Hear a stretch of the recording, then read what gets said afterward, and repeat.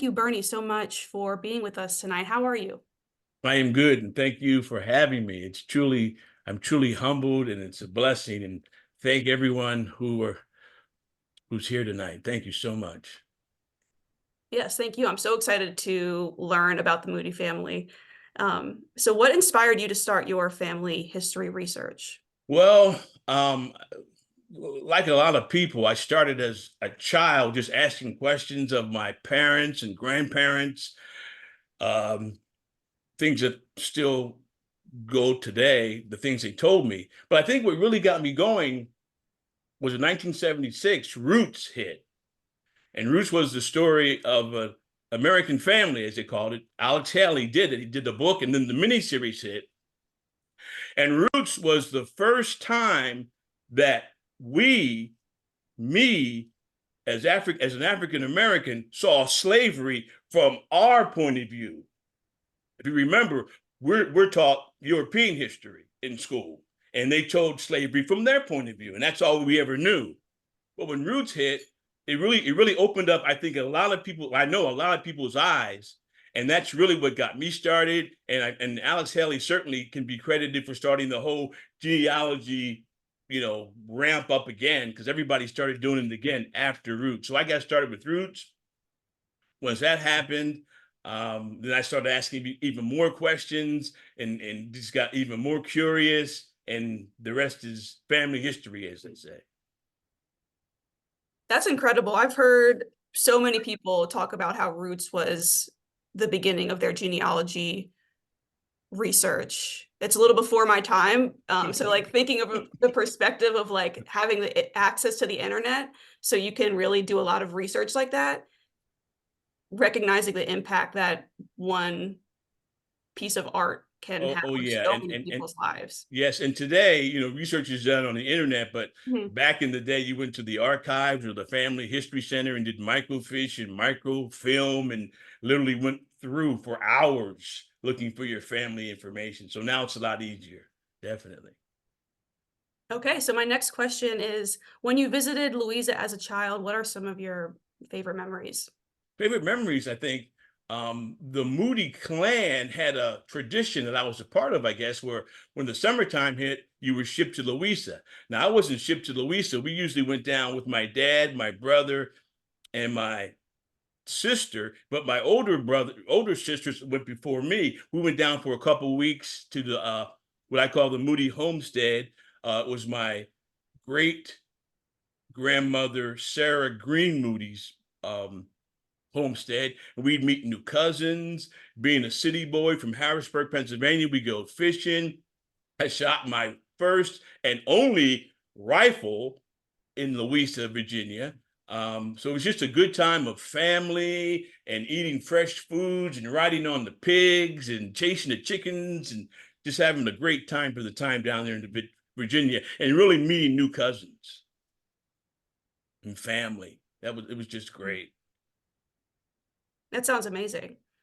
So could you talk a little bit more about your connection to the Moody's of Louisa County and what other families you're connected to? Okay, so I am the great grandson of Thomas and Fanny Moody, and we'll get into this. They had seven sons, and I come down that line. Uh, but as far as Louisa goes, if you were born in Louisa, you're probably related to just about everybody. There's the Moody's, I'm a Yancey, there's the Overtons, there's the Greens, there's the Johnsons, there's the Coles. There's just so many connected families. I call them kin connections because the community was small, and everybody married somebody in that community. So we're all kind of related through blood or through marriage. But I've got a lot of different family Louisa blood running through me. I love it. Um, so I'll take a step back and we would love to see your presentation about the Moody family. Okay. Well, first, let me say this is not the end all Moody family presentation. This is research that I've done over the years, and family research is very fluid. What we knew 20 years ago, what we thought we knew might not be the same thing today. What I'm going to present tonight may not be the same thing 15 years from now, because now there's new information that either corroborates or denies the research that we have. But this is our Moody presentation from the Kinfolk Project, and the producer, my daughter, Millie, is ready to go. So this is our journey through Louisa County with the Moody family, and I'm so happy everybody took their time and wanted to be a part of this, and we won't be long. The first thing we talk about in family history is something called the brick wall. And the brick wall is really when you've done a lot of research, you found family, you put your trees together, but somehow things stop. You can't get any more information. Things have come to a halt. And that brick wall is just happens. And it's not unique to the African-American research, but the difference is our brick wall is usually called the 1870 brick wall. And that's because before 1870, the Africans in this country were not citizens and were not enumerated in any kind of US census. So it was really hard to try and find our ancestors. Before that report, really the only way you could find your ancestor was what they called the slave schedule. They did the 1850 and 1860 slave schedule. And what that did was it named the slave owner, and then it listed the slaves by their age, their sex, and their color, not by their names. And this is what's on the screen now. This is an 1850 slave schedule. So as you see, what you see written in longhand is the name of the owner of the plantation, and then the numbers to the right are the actual slaves. And all you see are ages, sex, and color. So there's really no way to know who these particular people are. There were, however, other ways of finding family units, and that's through plantation records and tax records and those kind of things. Later on, after the emancipation, there were things like voter registration and labor agreements. They called it sharecropping, tax records. You probably find some more information about your family. As we go to the beginning of this family, our earliest common ancestors are known as Thomas and Fanny. Thomas and Fanny are the original common ancestors we have as of this date. Like I said, in 10 years from now, maybe we'll go back further. But right now, it's Thomas and Fanny. Born about 1805. There's some family stories that say they were born in England and Scotland. And I'm the type of researcher, if I don't have that source, I don't use it. So I've got their beginnings in the state of Virginia. Now, Thomas and Fanny's immediate family were sons, Moses, William Thomas, Anthony, Dennis, Richard, Nathaniel, Gilbert, and George. The Moody bloodline and kin living today come from these siblings. We have no records of any daughters, only 7 sons. And in a moment, we'll put up the pictures of the only pictures we have of the original family. The first, as you see, is Thomas Jr. That was William Thomas Moody. There's Gilbert Moody, another brother, and then George Boykin. And we'll get to the fact of why he was Boykin in a minute. And we'll also learn that after the emancipation, they changed their names. They were originally, right after emancipation, they took the surname Boykin. They were known as the Boykin family. Sometime around 1866 or 1867, they changed from Boykin to Moody. We don't know why, but we do know the only son, the only original Moody brother who kept the Boykin name, as you can see, is George W. Boykin. George W. Boykin kept the Moody name. And we'll learn later that Moses, Gilbert, Anthony, and George settled in the Elk Creek area of Louisa County, while William Thomas and Dennis lived in the Plum Tree area. And anybody who knows Louisa, those are two different areas of the county. As we talk about the brothers, I mentioned Richard and Nathaniel. There's some questions surrounding both of them and their existence. Well, the existence of Richard. Now, Richard is listed in every early Moody family record, except I've never found him. I never found Richard Moody in any record. Doesn't mean he doesn't exist. Doesn't mean he didn't. According to family legend, he existed, but I can't find any record or source of him. So I call him a hypothetical family member. And I'm continuing to research and try and find this Richard Moody. Don't know where he is. The other brother, named Nathaniel, also called Nat, is not listed in any earlier Moody family tree. You don't find Nat at all. But research that we've done, we found him. The reason why I list him, because I found him included in the Virginia tax records of 1866 and 1867, as well as a resident list for Bear Castle Plantation, where he was a worker at Bear Castle and also a family member. Therefore, I've included Nat Moody, and doing more research on him. Nat moved to Plymouth, Massachusetts, worked as a hotel porter, and he died sometime around 1895, and we're still investigating that family. We found Nathaniel, we think his wife, and even some offspring. And the fact that he moved to Massachusetts to work in a hotel, which another brother also did, and died in 1895.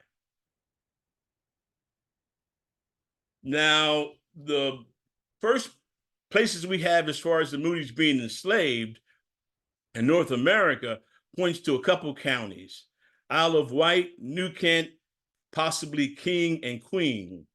The identity of the original enslavers have surnames of Boykin, Coleman, and possibly Moody. We're still, once again, doing that research. As I said before, family research is very fluid, very organic. You move things this way and that way. You find new records, and you look under the rock and you'll find things. So that's where we are now. The first place we find is a county called Isle of Wight. It was recognized as a county by the General Assembly of Jamestown in 1673, and a major landmark there is known as Boykin's Tavern. It was owned by Major Francis Boykin of Revolutionary War fame and a county enslaver. Now, here's the deal. The reason why we feel there's our family in Isle of Wight, because there's also living near the Boykin family, were a family we believe was our primary enslaver in New Kent and Louisa County, and we'll get to them in a moment as we continue our presentation. I mentioned New Kent County. Now, New Kent was established as a county in 1654, and here's where we find the Moody's living, or the Moody Boykin family, the Boykin Moody family at that time, living with the Coleman family. They were residents, they're enslavers. They'd been in New Kent County for at least 100 years. And we believe that our family was part of their slave property. And of course, there's Louisa, where the Moody's became a family. We were there after the emancipation. We're still there today. It was established as a county in 1742, and it came out of Hanover County. And this is where the Moody Empire began. Now, before we get to the empire, let's get to a guy by the name of General Clayton Granville Coleman. He was a Confederate general during the Civil War, but the Coleman family has roots in England, which includes cities like Southland, Colchester, and Chelmsford. Now, the first family member believed to have migrated to the New World was Robert Edward Coleman, known as the Emigrant, around 1638 in Upper Norfolk, Virginia. He later settled in a region of Virginia called Mob Jack Bay. By the 1800s, the Coleman descendants were a slave-holding family that owned plantations in the Virginia counties of Caroline, Orange, Spotsylvania, New Kent, and Louisa. So they're a major slave-holding family. And the reason why I make this a part of the presentation, because when you do research, especially African-American research, if you can find and solidify and confirm the enslaver, that opens up a lot of records for you. As I continue, according to the 1830 U.S. Census, the fourth great-grandson of the immigrant was named Clayton Granville Coleman. He's pictured here. He was listed as a free white man and head of the family, living in the Virginia county of Isle of Wight. There are 4 people living in the Coleman household, identified as 2 white free persons and 2 slaves. 10 years later, based on the 1840 U.S. Census, the Coleman family now resides in New Kent County, Virginia. So now you see the families moving and buying property and moving. By that year, Clayton Coleman had bought a plantation in New Kent called Roxbury. It was 2,000 acres by the Po and Nye rivers. The household now consists of 5 free white persons, so his family's growing, and now he has 41 slaves. We believe that Thomas, Fanny, and their growing family were a part of that 1840 slave number. Now, the family then moved to Louisa County. Now, here's the path we're taking. It seems the Moody's were part of this Coleman empire, if you will, and as they moved and made themselves new properties, the Moody family moved with them. This is Jordan Castle, which is still in Louisa County to this day. Now, General Coleman's wife was Sarah Jordan. The Jordan family was, once again, very rich, had a lot of plantations. When her father Francis died, she was willed the castle. So she and her husband, General Coleman, and their children moved into Louisa County. And that's where we believe how the Moody's got to Louisa County. According to the 1850 census, now the Coleman clan, the family's growing, they have 8 children and 150 slaves. So, and we are included in that number, if you will. Now, the war between the states, the Civil War, it was known, erupted in 1861. Several Coleman male family members of age were in the Confederate Army. Clayton Granville Coleman, Sr., rose to the rank of Brigadier General, 3rd Brigade Division, and the Virginia Militia. Jr. made his mark as Lieutenant Colonel of the 23rd Virginia Infantry Regiment. He also served in the Confederate Medical Department, having attended the University of Virginia and the Medical College of Virginia. After the war, Jr. became a civil engineer. Some history here. In the spring of 1862, Union forces raided into Louisa County, and hundreds of slaves escaped. Among the 30 runaway slaves that escaped from the Coleman plantation, 2 may have been our ancestors, because they're listed as Moses and William Thomas. We believe Moses and William Thomas at one point escaped slavery, got behind Union lines, but they were later, most of the slaves were sent back. That's a whole nother story. During the course of the war, the Confederacy was in dire need of help. They were losing the war and they needed help. So they had a plan. They said, why don't we have some of these enslaved people help us? So as you see in the next slide, records of General Coleman's slaves, William, Anthony, and Dennis. Remember, William, Anthony, and Dennis are original Moody brothers. Here, from November of 1862 to January of 1863, they're working at a Confederate camp near Richmond, Virginia.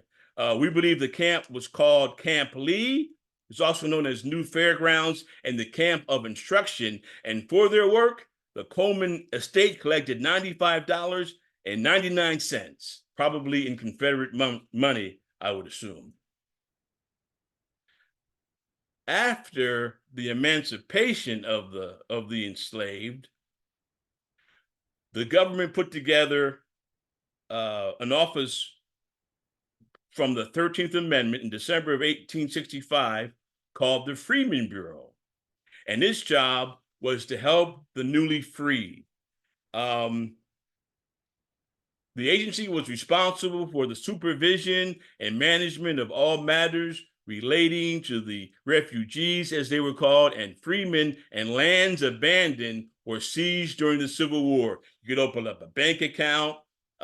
You could legalize your cohabitation. You can become now they'll recognize your marriage. You can open up insurance accounts.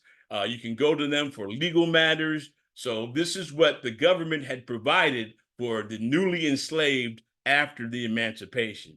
So after the emancipation, we certainly as a family took advantage of some of the services offered by the Freedmen's Bureau. Long story short, it was a failure. It went bankrupt in the mid-1870s, but it did, because of the Freedmen's Bureau, there are lots of records we can now find that help us jump over the brick wall we talked about. This institution can certainly help us with brick wall information because there's bank records, birth records, marriage records available through the Freedmen's Bureau. Now, as the emancipation continues, the Moody family finds itself in Bear Castle. This is a recent picture of Bear Castle. It's still there. So in 1727, Thomas Carr was granted 1,000 acres of land in Elk Creek and the North Anna River in Louisa County. Later that year, he got over 3,700 acres on the south side of the river. Okay, October 50. Over those years, different families owned and operated Bear Castle. Families with surnames included Taylor, Durison, Goodwin, among others. In October of 1850, that land was deeded to Clayton Granville Coleman. So the enslaver of the Moody family now ran Bear Castle as well as Jordan Castle.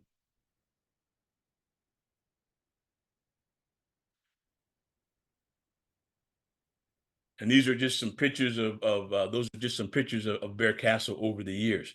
Now, one of the things that happened is as far as the Moody family, and they were still Boykins at the time, the Boykin family in Bear Castle was William and Moses Boykin. Remember, Moses and William were original brothers.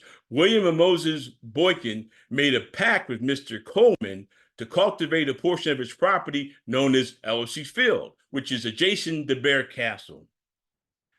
The agreement went into effect on January 1st, 1865. It covered 100 acres of land known as Carr's Pocket.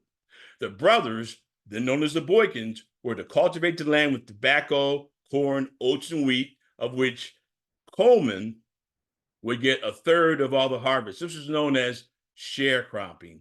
Also included in the arrangement was the family was to occupy the house. That means live there, live in the house known as Bear Castle, provided they keep it in good repair. So there's a lot of history I hear about Bear Castle. I think one of the things was Thomas Jefferson slept there, and this person slept there, and this war hero slept there. Well, the Boykin Moody family lived there from about 1865 until 1870, when the general then sold the property. So we're also a part of Bear Castle, and Bear Castle is still there in Louisa County, and it's still operating. And that's the slide of the labor agreement. You can't read it, but you can certainly get it from the Freedmen's Bureau records. But it lists the fact that we were a part of that Bear Castle history. So when you hear about Bear Castle, there's a lot of, and it's really Virginia history, when you hear about it, include the Boykin Moody family in there, because we worked the land. We also made improvements to the home. Here I've got another Freedmen Bureau record. This is for Thomas Moody. This is, I call it Tom's Complaint. You can't read it, but I'll explain it. Now, we're working at Bear Castle, and somewhere along the line, another farmer complains that the Boykins have stolen their hog.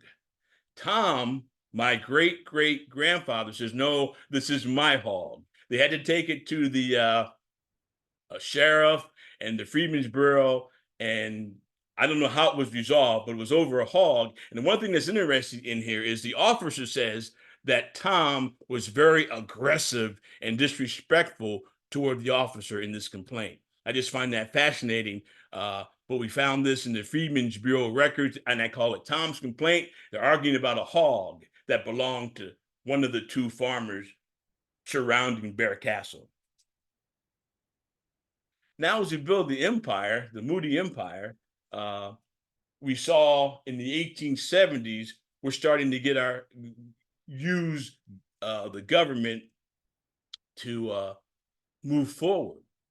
And part of it was the Homestead Act of 1862.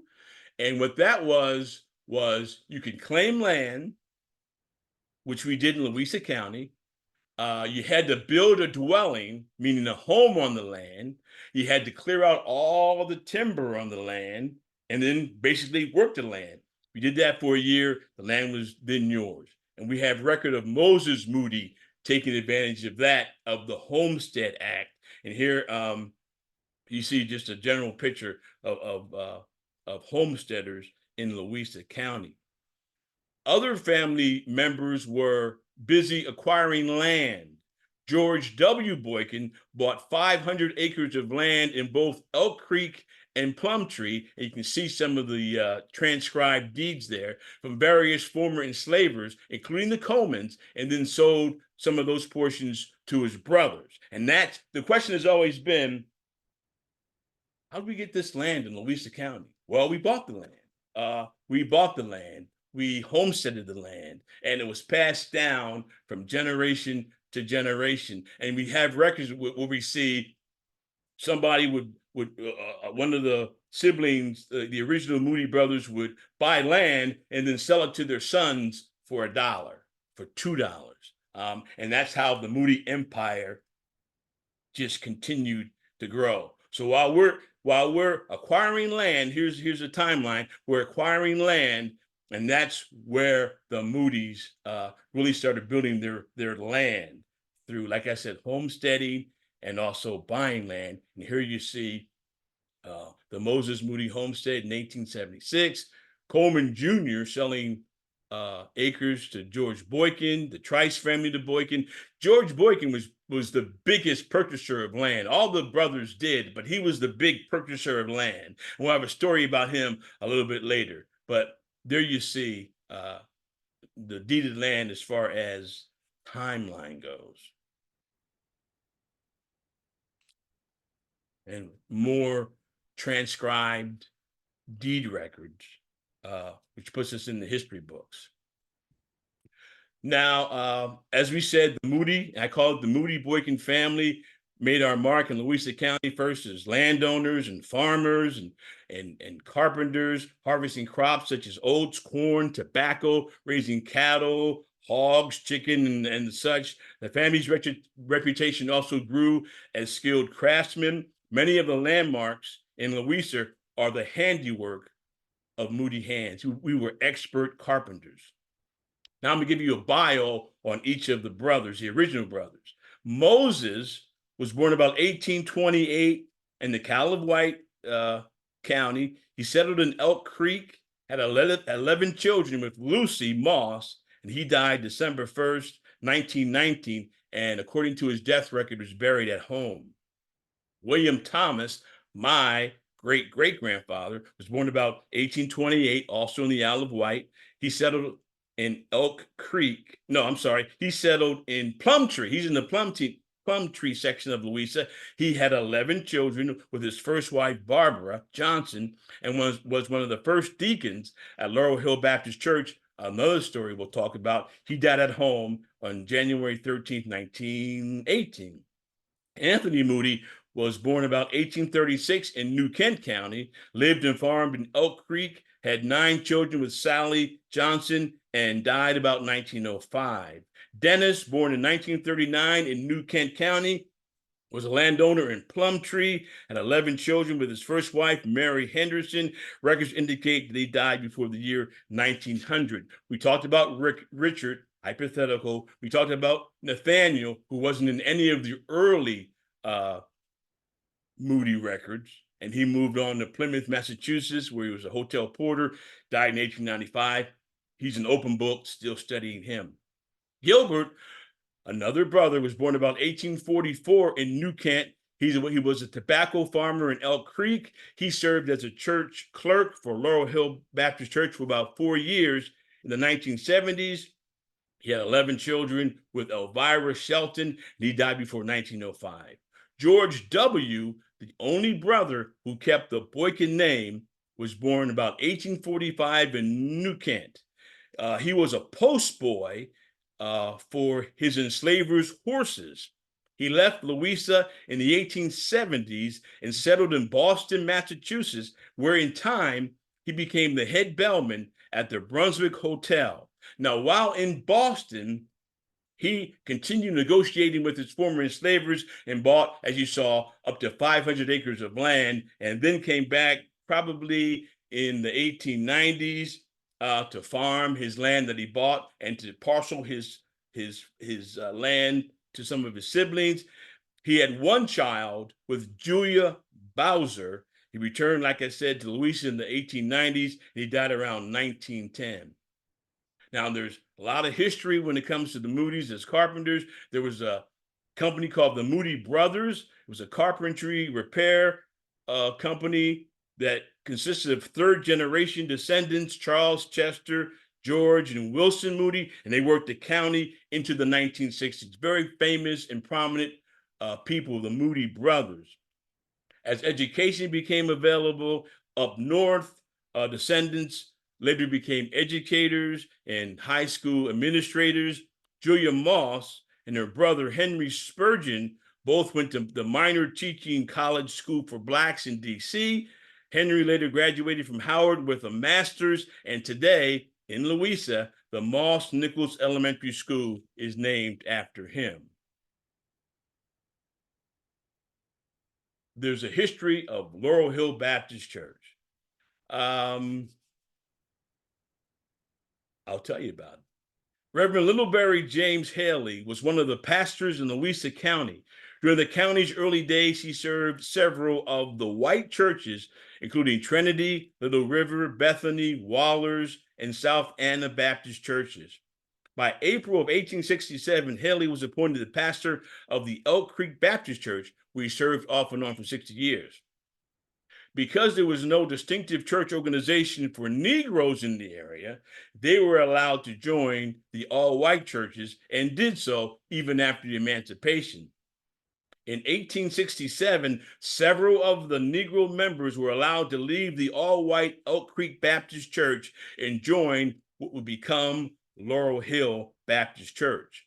The early congregation, which included our ancestors, first held prayer meetings in Brush Harbor in Louisa County.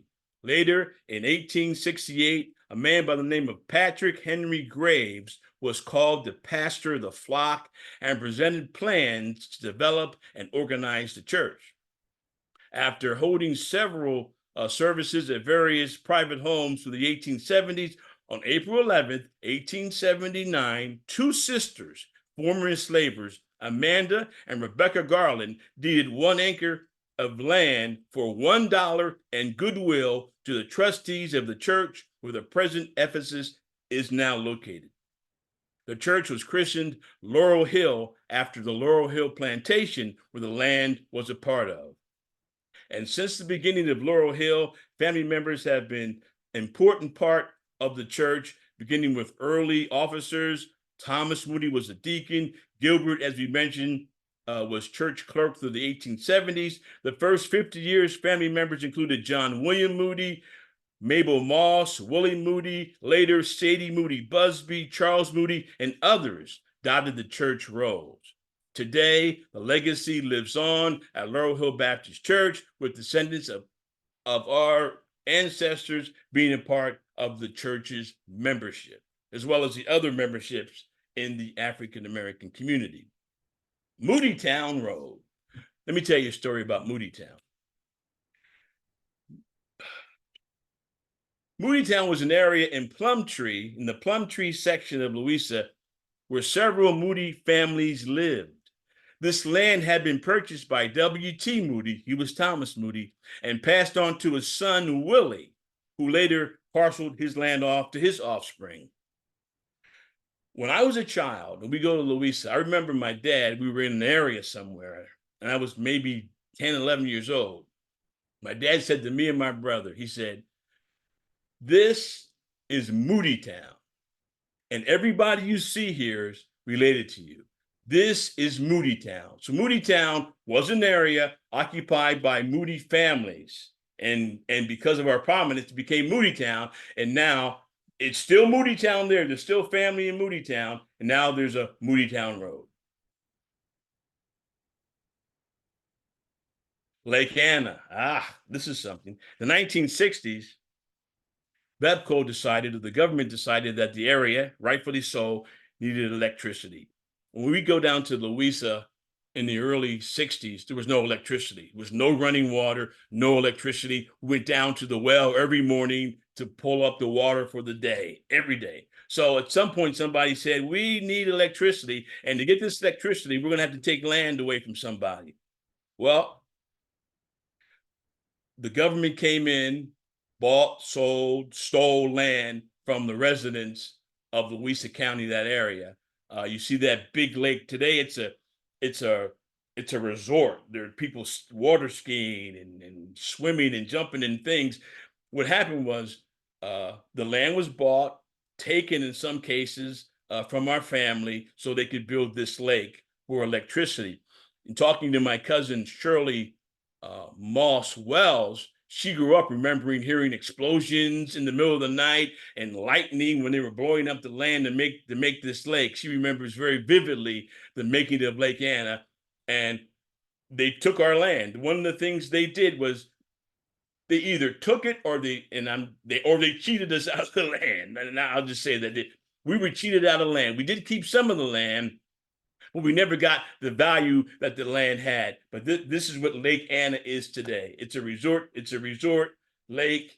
And my feeling is, I'm sure there's still some family members under that lake. They were supposed to, under the water, they were supposed to make a note of all the graves, who was buried there. They did move almost 100 graves up to Laurel Hill Baptist Church, because in that day, there weren't really graveyards for African Americans. You were usually buried at home in the backyard, somewhere on the backside of the farm. Well, before they could flood the land for the lake, they had to make an inventory. Who's buried there? Let's dig them up and move them to other places. Some were moved to family cemeteries. Some were moved to church cemeteries. Some were moved to other public cemeteries. But in my history and research, everybody was not moved. We're still missing a lot of descendants. A lot of ancestors, and I believe some of them are buried under Lake Anna. That's my Lake Anna story. The Moody family today. Now, this is a collage. Aren't the Moody's today. These are some of our ancestors. I'm just going to go through these pictures of some of our early ancestors. These are all Moody's or Moody-related families. Oh, stop there. That's me. That's when I was 8 years old. That's in Louisa. That's my great-grandmother, Sarah Jane Green Moody. I told you I was a green early on. That's one of my visits to Louisa, and I cherish this photo. That's me and my great-grandmother. Love it, love it. That's history right there. And we've got to remember to keep our photos. Go through your old family photos, your old family Bibles, and let's keep those as a keepsake, because this is our history. Nobody's going to tell your story but you. I like that picture. That's my favorite picture. The Moody family today, um, we're all over the world. I mean, we're there. We went to Tarrytown, New York. Some of our ancestors were there. The railroad, which was the C&O Railroad, which was based in Louisa, got us to Huntington, West Virginia, to Lexington, Kentucky. We went to the steel mills in Braddock, Pennsylvania, and the steel mills north, to the car factories in Detroit. We went out west for the docks. When education happened, we became doctors and lawyers and professors. I mean, the Moody's today are all over the world. This is to talk about what is called the homecoming. This is a very special event in my life. Every third Sunday in August, and it's been going on for, this is 2024, at least 100 years. Families come back to Laurel Hill to meet new family, to see old friends, to fellowship, to break bread. This happens the third Sunday in August, and I've had the pleasure of going back since I think 2016. We always went as a child. We always went back, but as an adult, you'll see pictures of me and some of my new cousins. And they're not new cousins, it's cousins I just didn't know. We all go back and we just have a good time and talk about old times and share stories. And it's just a fascinating time. It's called the third Sunday in August. And all the churches in Virginia, all the African-American churches take August. There's Watchtower, there's Mount Garland, and a couple others, and they all take a Sunday, and family members and descendants of the original families. Remember now, this was started in the 1869. The original descendants, these are my cousins. Well, my wife and my sister there, but my cousins, George Putnam and his wife Sharon, my cousins. We go back, met them for the first time. And the funny thing about that, when you do family history, is, especially oral history, George's father told him stories, and then my father told me the same stories, the same story. So we're all, epistles, we all have information that we can share with each other and confirm or not confirm family situations. Now we've come to an end. I hope you've enjoyed this, but there's some people I've got to acknowledge. I've got to go to my other computer. So I'm going to acknowledge some people. Okay, this is Dr. Ernest Lee Moody. I call him the godfather of Moody family research. I never got to meet him, but we talk on the phone all the time. He was my second cousin one time removed, and he was moved by the spirit, I believe, to document our family's existence. He no doubt took the stories he heard as a child, collected stories and memories from other family members and kin, and began his quest. I've heard stories about him spending hours at the National Archives, going through reels of U.S. Census records and microfiche, searching records of our ancestors. He had the fortitude to put our family history down, wrote it down, which is very important, wrote it down, made trees, and he has a family history masterpiece for generations like myself to keep as time goes on. Like I said, I had the privilege to speak with him. I never met him and share family research with cousin Ernest. Because family history, as I said earlier, is fluid and living. The content from one moment is one thing and changes to the next because of new information discovered and uncovered. But it takes a special person gifted from on high to pursue this kind of work. And my cousin Ernest Lee Moody was such a person. Janice Abercrombie, never met her. She was an historian, author, professional genealogist. She's transcribed many historical documents, which I use today as the Free Black Register, cohabitation list of newly free slaves for Louisa County and other counties on the Freedmen's List. One of her contributions, great contributions, was to Louisa County history, was her effort to encourage the care and preservation of Louisa County court records. She fully recognized the importance of these records and organized them personally, many, and strived to make these public officials responsible for them to see the importance of preserving these treasures. Janice shared her knowledge of Louisa County history, its records, and all its methodology. And without her, we wouldn't have a lot of these records. I never got a chance to meet her, never got a chance to talk to her. But in a way, I talk to her all the time because I'm always reading her records, always reading the research that she did.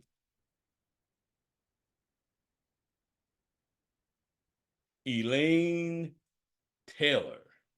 All right, Elaine. She's the founding director of the Sargent Museum of Louisa County History and the former executive director of Louisa County Historical Society. Her latest work, this is a cover. I didn't use her picture. I used this cover. Her latest work, Finding the Freemen, Records from Louisa County, Virginia, 1865 to 1870. When it comes to Louisa County African-American research, I call this the Bible. It brings together public records and family papers about the freedmen of Louisa County in the years after the emancipation. Remember, we talked about that brick wall earlier, that brick wall we're trying to get over. This lady has helped me climb climb and look over that brick wall. So this is the Bible. It serves as a ladder. The book is called Finding the Freemen, Records from Louisa County, Virginia, 1865 to 1870. It's available through the Louisa County Historical Society and through Amazon. This is Yvonne Marie Moody Washington. I call her Cousin Bonnie. Okay, here's our story. Her story is she was born and raised in Louisa County, lifelong resident, knows every nook and cranny of Louisa. She's my second cousin, 2 times removed. She's a volunteer at the Louisa County Historical Society. She goes to the courthouse every week and goes through old records. Some of those records you saw were her handwriting, goes through records, goes through deeds. It's just a gem. Let me tell you a story about her. So when I go down to the third Sundays in August, she's my chaperone, my road dog, I call her. We jump in her car. Have you ever been in Louisa? It's like 2 lanes. It's like 2 lanes. We jump in her car and she's flying through all these blind spots. She knows the area. And I'm like holding on for my dear life. And she's like, "Are you scared?" "No, Cousin Bonnie, I'm not scared. Let's just keep going." We visited graveyards. We visited family members, and she's a gem. And I have to acknowledge you, Cousin Bonnie, and I love you. You know that. And finally, boom, I want to thank everybody for being here today. I want to thank Brianna. Thank you so much. Thank the Louisa County Historical Society. Thanks to my daughter, Millie M. She's a godsend 2 times. She was a godsend when she was born and became my daughter, and she's a godsend today when she helped me through this presentation. So thank you so very much. And the information, if you want to contact us at the Kinfolk Project, and I'm gonna give it back to Brianna. But blessings, I'm humbled, and thank you very much. Thank you so much, Bernie. I'm gonna open it up for questions, but I'm gonna be selfish and ask my questions first because I have a lot of questions. So everybody else, if you have a question that you don't want to ask out loud, you can put it in the chat box, or after I have asked my couple questions, I'll call on you and you can unmute your microphone. So this goes, I wrote these down in order of the presentation. Okay.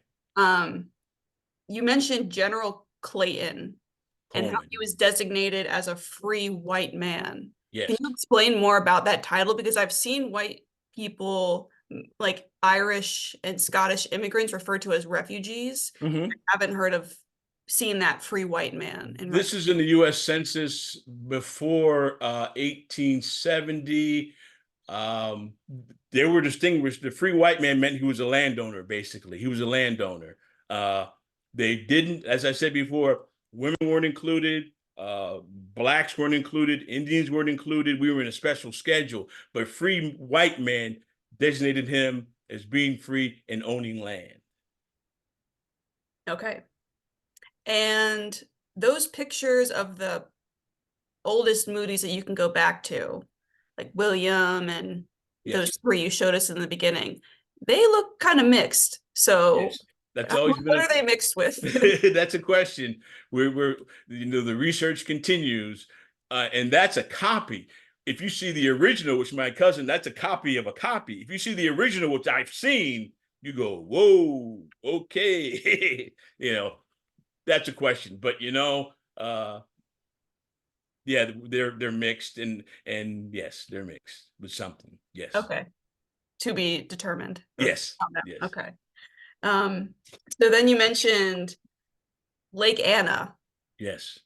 and that whole area, the Lake Anna, the nuclear power plant, Right.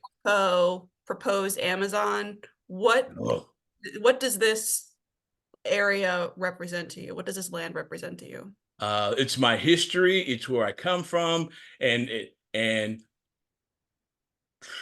powers bigger than me are trying to destroy it, and I'm not happy about it. And we shouldn't be happy about it. I'm not against progress. But don't destroy our land. Don't destroy our graveyards. And that's what's been happening. I know the first time, we come down to Louisa almost every year as a kid, and the first time I came down by myself as an adult was my wife and my sister, my oldest sister Audrey, and we're driving down, and I remember the roads. Like, yeah, we came down this road until you get out to the big lake in Spotsylvania County. Well, that wasn't there. It was all these little roads, and coming down a couple of times reminded me of the John Denver song, "Country Roads Take Me Home." Now he was talking about West Virginia, but when you hear those lyrics, it's like I'm coming home, and I felt that as I was driving down these 1-lane road, 2-lane roads that my dad and grandfather and the family drove down years ago. I said, we're coming back home, but it's not the same, it's not the same. The lake has taken over everything. There are some dwellings still there, but it's not the same. Yeah, thank you. And you do so much work teaching people how to find their own roots and do their own genealogical research. Why do you think that knowing your family history is so important? And why do Because you if you encourage people to do that? because if you don't know it, you don't know who you are. And I always tell people I talk to and I teach, and my family members and my kids, know who you are. So don't let somebody tell you who you are. Learn who you are and be proud of it. That's my goal. Just be proud of who you are. Learn who you are. Learn your history. Because remember now, I'm a little older. They didn't teach my history when I was coming up. They didn't teach my history. So we have to go back and grab it before it's lost. Grab it before it's lost. Bring it back and let everybody know who you are. So that's why I think it's so important to know your family history. Because we have heroes. We have heroes. There's a thing, as far as us, there's a saying that they took us as slaves from Africa. Well, they didn't take slaves. They took princes and queens and kings and made them into slaves. They didn't take slaves. They took citizens of empires. Let's remember our history. That gets me fired up. Yes, and that was another thing that I thought your presentation did such a good job at illustrating was the skilled labor that they were Oh, I skilled remember calling. agriculturists Oh, and builders. yes. And Years we're ago when I hanging first out started, in the I cemetery. remember calling the county office and asking questions. And, I'm a Moody. The Moody, oh, they built everything around here. The Moody's built things around here. Yeah, we were known craftsmen. Definitely. The Moody's have a big reputation in Louisa County. Yes. Yes, and that just kind of flips the typical stereotype of an enslaved person who's dumb, who doesn't know anything. Like these people were hanging out with Thomas Jefferson and, not hanging out Right. with it, but like can listen to these conversations and Right. had Right. thoughts and opinions about all of these Exactly, things. exactly.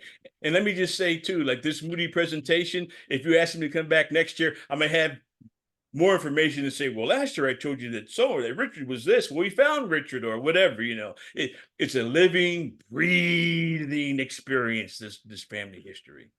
Yes. So, does anyone else have any questions? My name is Anita Morton, and Bernie, you and I have spoken over Yes. the years.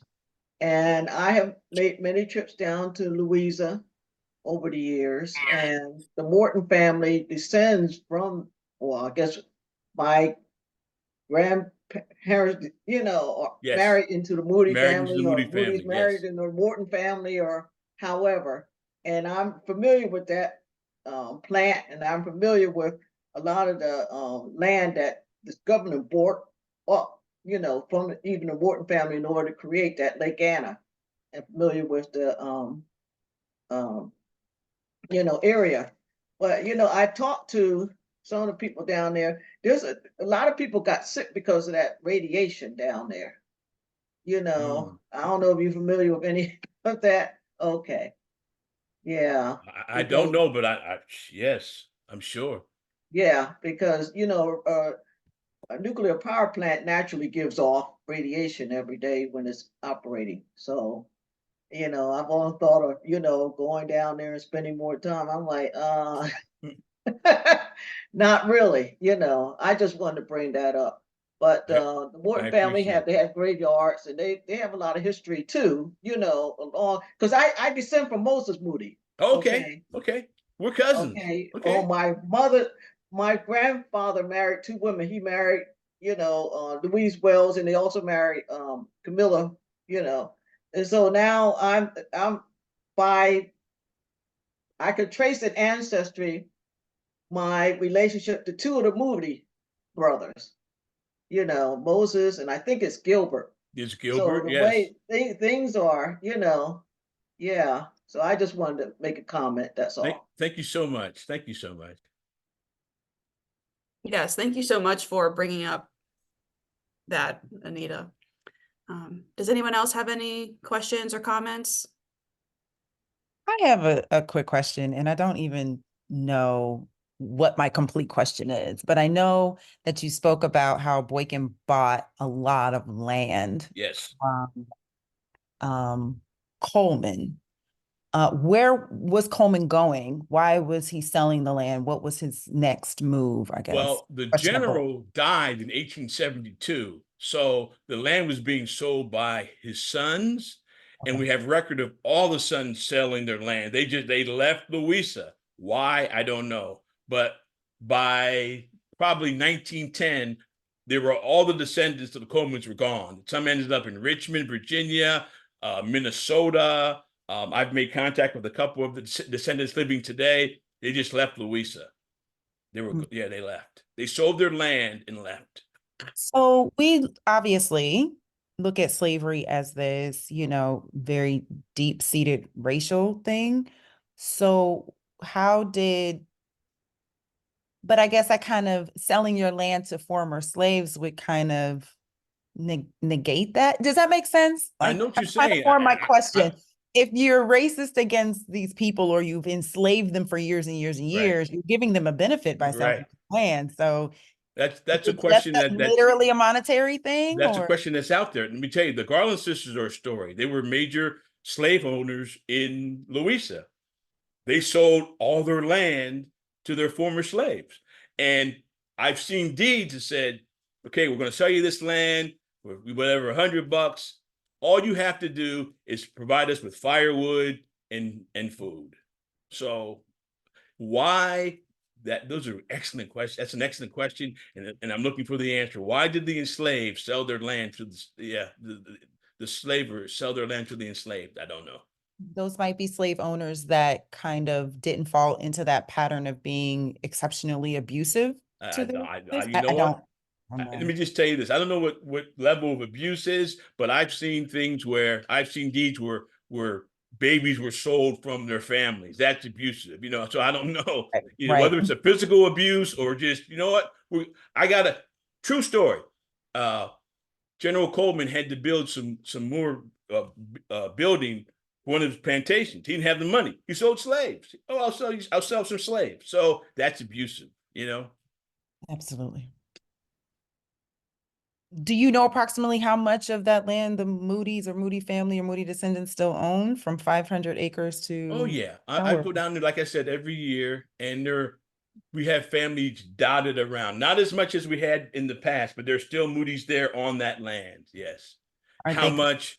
Certainly not as much as we had, because most of it is underwater now. If you go down there, there's nothing but water. One more question. Do you know how committed they are to keeping it in the family? I don't know.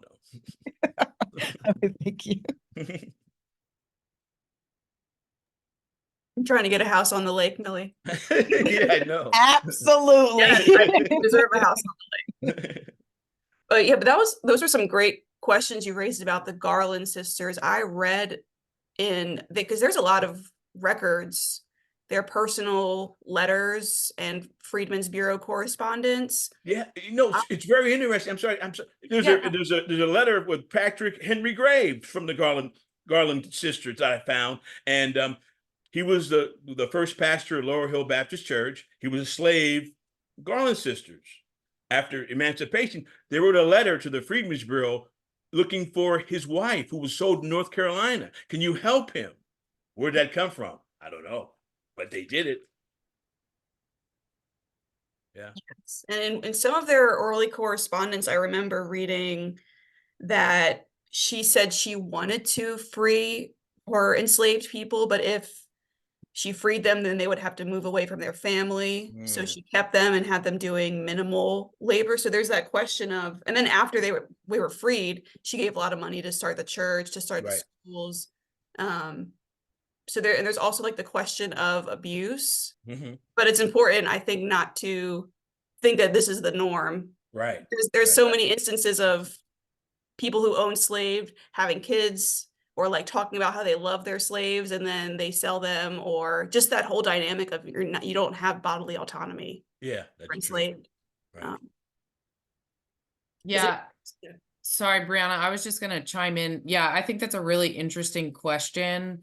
It's something that I've thought a lot about as well, but having worked at Monticello for as long as I did, I think with all of these things, it's way more complicated than an easy answer, right? Because especially with these families, they're so intertwined on a day-to-day basis that it's on so many different levels. I think it would be a really interesting question to look more into, because yeah, regardless, the Garland sisters are an anomaly for their time, and both in the context of slavery and being single women in that time period. So yes, I mean they sold the trustees of Laurel Hill that land for $1, whatever the dollar was worth then, but it was still $1. Yep. $1. So they sold land to one of the Moody brothers. Dennis Moody bought land from the Garland sisters. So yeah, there's a big history there, very interesting history with the Garland sisters.